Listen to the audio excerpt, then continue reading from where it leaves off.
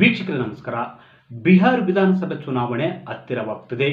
ಬರುವ ಅಕ್ಟೋಬರ್ ನವೆಂಬರ್ನಲ್ಲಿ ಬಿಹಾರ್ ವಿಧಾನಸಭೆ ಚುನಾವಣೆ ನಡೆಯುವುದು ಬಹುತೇಕ ಖಚಿತವಾಗಿದೆ. ಈ ಚುನಾವಣೆಗಾಗಿ ಎನ್ಡಿಎ ಮೈತ್ರಿಕೂಟ ಮತ್ತು ಯುಪಿಎ ಮೈತ್ರಿಕೂಟ ತಮ್ಮ ಮಿತ್ರ ಪಕ್ಷಗಳೊಂದಿಗೆ ಈಗಾಗಲೇ ಸಿದ್ಧತೆಯನ್ನು ಆರಂಭಿಸಿವೆ.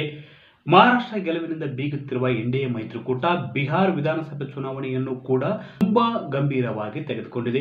ಈ ಬಾರಿ ಹೇಗಾದರೂ ಮಾಡಿ ಮತ್ತೊಮ್ಮೆ ಬಿಹಾರದಲ್ಲಿ ಮತ್ತೊಮ್ಮೆ ಗೆಲುವಿನ ಜಾಂಡ ಹಾರಿಸಲೇಬೇಕು ಅಂತ ಕೇಂದ್ರ ಬಿಜೆಪಿ ನಾಯಕರು ಮತ್ತು ಜೆಡಿಯು ನಾಯಕರು ಮತ್ತು ಇತರ ಮಿತ್ರ ಪಕ್ಷಗಳೊಂದಿಗೆ ಭಾರಿ ರಣತಂತ್ರ ಕೂಡ ರೂಪಿಸುತ್ತಿದ್ದಾರೆ.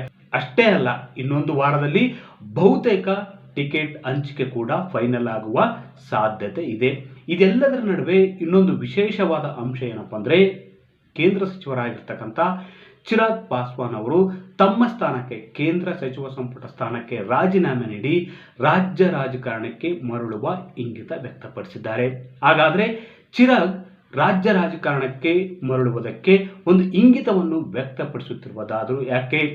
ನಿತೀಶ್ ಕುಮಾರ್ ಅವರನ್ನು ಸೈಡ್ ಲೈನ್ ಮಾಡಲು ಬಿಜೆಪಿ ಇಂಥದ್ದೊಂದು ತಂತ್ರ ಹೂಡಿತಾ? ಚಿರಾಗ್ ಪಾಸ್ವಾನ್ ರವರನ್ನು ಮುಂದೆ ಬಿಟ್ಟು ಈ ಬಾರಿ ಬಿಜೆಪಿಯಲ್ಲಿ ದೊಡ್ಡ ಬೇಳೆ ತೆಗೆಯಲು ಹೊರಟಿತ ಬಿಜೆಪಿ? ವೀಕ್ಷಕರೇ, ಈ ಕುರಿತು ಮತ್ತಷ್ಟು ಮಾಹಿತಿ ನೀಡ್ತೀನಿ. ಅದಕ್ಕೂ ಮುನ್ನ ನಮ್ಮ ಚಾನಲ್ ಸಬ್ಸ್ಕ್ರೈಬ್ ಮಾಡಿ, ವಿಡಿಯೋ ಶೇರ್ ಮಾಡಿ, ಲೈಕ್ ಮಾಡಿ, ಕಾಮೆಂಟ್ ಮಾಡಿ. ಈ ಕಳೆದ ಕೆಲವು ತಿಂಗಳ ಹಿಂದಷ್ಟೇ ಮಹಾರಾಷ್ಟ್ರದಲ್ಲಿ ದೊಡ್ಡ ಗೆಲುವನ್ನು ಸಾಧಿಸಿದೆ ಬಿಜೆಪಿ. ಈ ಗೆಲುವನ್ನು ಬಿಹಾರದಲ್ಲಿ ವಿಸ್ತರಿಸಲು ಕೂಡ ಎನ್ಡಿಎ ನಾಯಕರು, ಅದರಲ್ಲೂ ವಿಶೇಷವಾಗಿ ಬಿಜೆಪಿ ಕೇಂದ್ರ ನಾಯಕರು ಒಂದು ಸಿದ್ಧತೆಯನ್ನು ನಡೆಸಿದ್ದಾರೆ.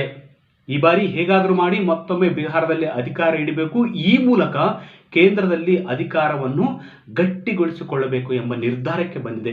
ಹೀಗಾಗಿ ಮೈತ್ರಿ ಮಾಡಿಕೊಂಡಿರುವ ಬಿಜೆಪಿ ಈ ಬಾರಿ ಕೂಡ ಗೆಲುವಿಗೆ ಒಂದು ಭಾರೀ ರಣತಂತ್ರವನ್ನೇ ರೂಪಿಸಿದೆ. ಇದೆಲ್ಲದರ ನಡುವಾಗಿ ಕೇಂದ್ರ ಸಚಿವರಾಗಿರ್ತಕ್ಕಂಥ ಹಾಗೂ ಮೋದಿ ಕಾ ಅನುಮಾನ ಅಂತಲೇ ಕರೆಯಲ್ಪಡುವ ಚಿರಾಗ್ ಪಾಸ್ವಾನ್ ಪಾರ್ಟಿಯ ಲೋಕ ಜನಶಕ್ತಿ ಪಾರ್ಟಿಯ ಮುಖ್ಯಸ್ಥರಾಗಿರ್ತಕ್ಕಂಥ ಚಿರಾಗ್ ಪಾಸ್ವಾನ್ ಅವರು ರಾಜ್ಯ ರಾಜಕಾರಣಕ್ಕೆ ಮರಳುವ ಮುನ್ಸೂಚನೆ ನೀಡಿದ್ದಾರೆ. ಲೋಕ ಜನಶಕ್ತಿ ಪಾರ್ಟಿಯ ಮುಖ್ಯಸ್ಥರಾಗಿರ್ತಕ್ಕಂಥ ಚಿರಾಗ್ ಪಾಸ್ವಾನ್ ಬಹುತೇಕ ಇನ್ನೇ ಕೆಲವೇ ದಿನಗಳಲ್ಲಿ ಕೇಂದ್ರ ಸಚಿವ ಸಂಪುಟಕ್ಕೆ ರಾಜೀನಾಮೆ ನೀಡಿ ಬಿಹಾರ್ ರಾಜ್ಯ ರಾಜಕಾರಣಕ್ಕೆ ಮರಳುವುದು ಖಚಿತವಾಗಿದೆ. ಯಾಕಂದ್ರೆ ಈ ಒಂದು ಇಂಥದ್ದೊಂದು ಪ್ಲಾನ್ ಅನ್ನು ಬಿಜೆಪಿ ಮಾಡಿದೆ ಅಂತ ಹೇಳಲಾಗ್ತದೆ. ಆದರೂ ಕೂಡ ಕೆಲ ದಿನಗಳ ಹಿಂದಷ್ಟೇ ಚಿರಾಗ್ ಪಾಸ್ವಾನ್ ಅವರು ತಮ್ಮ ತಂದೆಯ ಕನಸಿನಂತೆ ಬಿಹಾರನ್ನು ಅಭಿವೃದ್ಧಿಗೊಳಿಸುವುದು, ಬಿಹಾರನ್ನು ಪ್ರಗತಿಯತ್ತ ಕೊಂಡೊಯ್ಯುವುದು ನನ್ನ ಹೆಬ್ಬಯಕೆ ಆಗಿದೆ. ಬಿಹಾರ್ನಲ್ಲಿ ಅಭಿವೃದ್ಧಿ ಕಾರ್ಯಗಳಾಗಬೇಕು, ಬಿಹಾರ್ ಯುವ ಜನಾಂಗಕ್ಕೆ ಉದ್ಯೋಗ ಸಿಗಬೇಕು ಮತ್ತು ಅಮೂಲಾಗ್ರ ಅಭಿವೃದ್ಧಿಯನ್ನು ಬಿಹಾರ್ನಲ್ಲಿ ಮಾಡಬೇಕು. ನನ್ನ ತವರು ರಾಜ್ಯದಲ್ಲಿ ಅಭಿವೃದ್ಧಿಯನ್ನು ಮಾಡಬೇಕಂದ್ರೆ ನಾನು ಲೋಕಲ್ ಆಗಿದ್ದುಕೊಂಡು ರಾಜಕಾರಣ ಮಾಡಬೇಕು ಎಂಬುದು ಚಿರಾಗ್ ಪಾಸ್ವಾನ್ ಅವರ ಹೆಬ್ಬಯಕೆ ಅಂತೆ. ಹೀಗಾಗಿ ಅಕ್ಟೋಬರ್ ಅಥವಾ ನವೆಂಬರ್ನಲ್ಲಿ ನಡೀತಕ್ಕಂಥ ವಿಧಾನಸಭೆ ಚುನಾವಣೆಗೆ ಮುನ್ನ ಕೇಂದ್ರ ಸಚಿವ ಸಂಪುಟಕ್ಕೆ ರಾಜೀನಾಮೆ ನೀಡಿ ರಾಜ್ಯ ರಾಜಕಾರಣಕ್ಕೆ ಮರಳುವುದು ಬಹುತೇಕ ಖಚಿತವಾಗಿದೆ. ಯಾಕಂದ್ರೆ ಈಗಾಗಲೇ ಕಳೆದ ಲೋಕಸಭೆ ಚುನಾವಣೆಯಲ್ಲಿ 7 ಸ್ಥಾನದಲ್ಲಿ 5 ಸ್ಥಾನಗಳನ್ನು ಗೆದ್ದು ಬೀಗಿದೆ ಲೋಕ ಜನಶಕ್ತಿ ಪಾರ್ಟಿ. ಅದೇ ರೀತಿ ಅಲ್ಲಿ ಇನ್ನೊಂದು ಪಕ್ಷ ಏನಪ್ಪಾ ಅಂದ್ರೆ ಜೆಡಿಯುಗೆ ಈ ಬಾರಿ ಕೂಡ ಅತಿ ಹೆಚ್ಚಿನ ಸ್ಥಾನಗಳನ್ನು ನೀಡುವುದಕ್ಕೆ ಬಿಜೆಪಿ ನಿರ್ಧಾರ ಮಾಡಿದೆ ಅಂತ ಹೇಳಲಾಗ್ತಿದೆ. ಯಾಕಂದ್ರೆ ಕಳೆದ ವಿಧಾನಸಭೆ ಚುನಾವಣೆಯಲ್ಲೂ ಕೂಡ ಬಿಜೆಪಿ ಅಧಿಕ ಸ್ಥಾನ ಗೆದ್ದಿದ್ರು ಸಿಎಂ ಹುದ್ದೆಯನ್ನು ನಿತೀಶ್ ಕುಮಾರ್ ಅವರಿಗೆ ಬಿಟ್ಟಿತ್ತು. ಈ ಬಾರಿ ಈ ವಿಷಯ ತುಂಬಾ ಸಸ್ಪೆನ್ಸ್ ಆಗಿದೆ. ಅಂದ್ರೆ ನಿತೀಶ್ ಕುಮಾರ್ ಅವರನ್ನೇ ಸಿಎಂ ಸ್ಥಾನದಲ್ಲಿ ಒಂದು ವೇಳೆ ಗೆದ್ರೆ ನಿತೀಶ್ ಕುಮಾರ್ ಅವರನ್ನೇ ಸಿಎಂ ಸ್ಥಾನದಲ್ಲಿ ಮುಂದುವರಿಸುತ್ತಾ ಎಂಬ ಅನುಮಾನ ಮತ್ತು ಕುತೂಹಲ ಕೂಡ ಕಾಣತೊಡಗಿದೆ. ಯಾಕಂದ್ರೆ ಚಿರಾಗ್ ಪಾಸ್ವಾನ್ ಅವರು ರಾಜ್ಯ ರಾಜಕಾರಣಕ್ಕೆ ಮರಳುತ್ತಿರುವುದು ಎಲ್ಲೋ ಒಂದು ಕಡೆ ಇಂಥದ್ದೊಂದು ಸಂಶಯವನ್ನು ಹುಟ್ಟಾಕಿದೆ. ಯುವ ಜನಾಂಗದ ಮತವನ್ನು ಸೆಳೆಯುವುದಕ್ಕೆ ಅವರನ್ನು ಮುಂದೆ ಬಿಟ್ಟು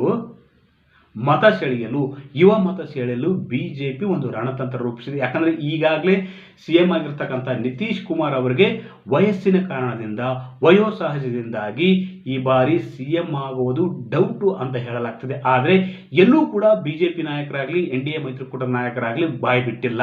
ಆದರೆ ನಿತೀಶ್ ಕುಮಾರ್ ಅವರನ್ನೇ ಮುಂದಿಟ್ಟುಕೊಂಡು ಕೂಡ ಬಿಜೆಪಿ ಚುನಾವಣೆ ಮಾಡುವುದಕ್ಕೆ ನಿರ್ಧರಿಸಿದೆ.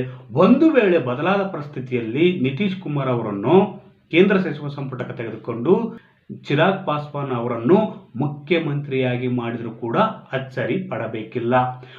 ಈ ಮಾಹಿತಿ ಇಷ್ಟವಾದಲ್ಲಿ ವಿಡಿಯೋ ಶೇರ್ ಮಾಡಿ, ಲೈಕ್ ಮಾಡಿ, ಕಮೆಂಟ್ ಮಾಡಿ.